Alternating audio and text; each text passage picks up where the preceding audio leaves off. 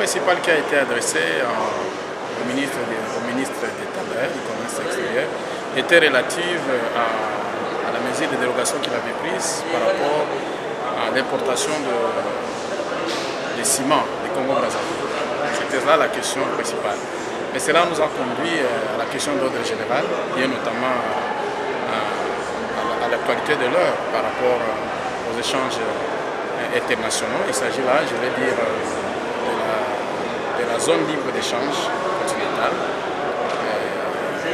laquelle la République démocratique du Congo a pratiquement ratifié et dont la mise en place effective va intervenir à partir du mois de janvier 2021.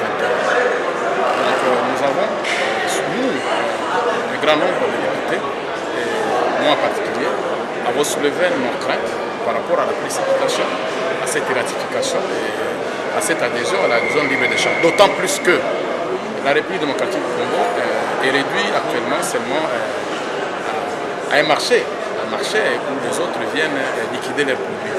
Nous n'avons pas encore produit jusque-là, nous n'avons pas produit en suffisance pour nous-mêmes, moins encore pour exporter. Et donc nous avons dit à son Excellence qu'il s'agit là d'une question transversale qui intéresse notamment les ministres de l'Agriculture, de la Pêche, de l'Industrie et lui-même, mais aussi les ministères qui doivent appuyer, notamment les ministères de l'Infrastructure, de l'Énergie.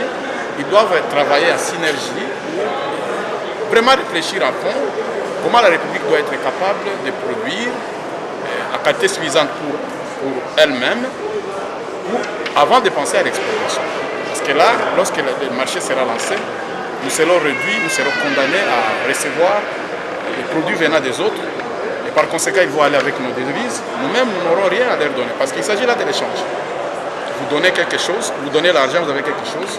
Vous donnez quelque chose, vous avez l'argent. Et donc, c'est ça. Et comme nous n'aurons rien à donner en termes de produits, nous serons donc condamnés à leur donner notre argent pour consommer leurs produits.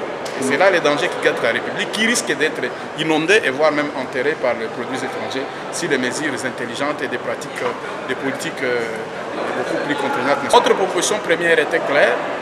Et malheureusement, nous ne pouvons pas faire obstacle à la politique du gouvernement pour éviter qu'il y ait crise, mais pour éviter aussi que nous soyons isolés par rapport à cette politique internationale aujourd'hui d'échange sur le plan international. Mais sinon, nous avions dit à son temps qu'il n'était pas le moment pour nous d'adhérer et de ratifier cette loi. D'autant plus qu'on ne peut pas aller s'entraîner sur le ring.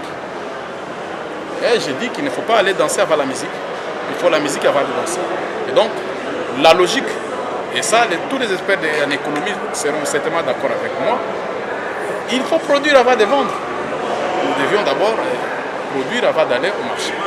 Mais là, comme le climat international nous oblige de prendre ces bateaux de la zone libre, nous devons alors être très prudents, très regardants, et nous devons très rapidement assainir le secteur d'investissement.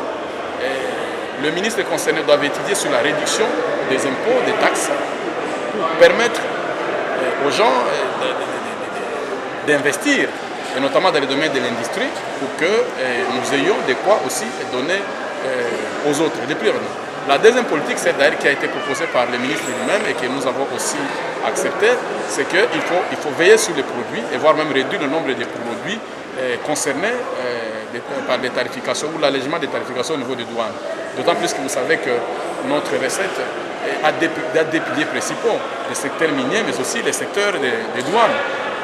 Et là, maintenant, le secteur des douanes sera plus ou moins affaibli parce qu'on sera obligé de revoir les choses à la baisse, si pas à l'annulation, pour qu'il y ait la fluidité du commerce. Et donc, il faut qu'on puisse être regardant pour que cela ne puisse pas impliquer l'ensemble de tous les produits. Il doit y avoir des produits qui doivent être sélectionnés, qui seront concernés par ces mesures.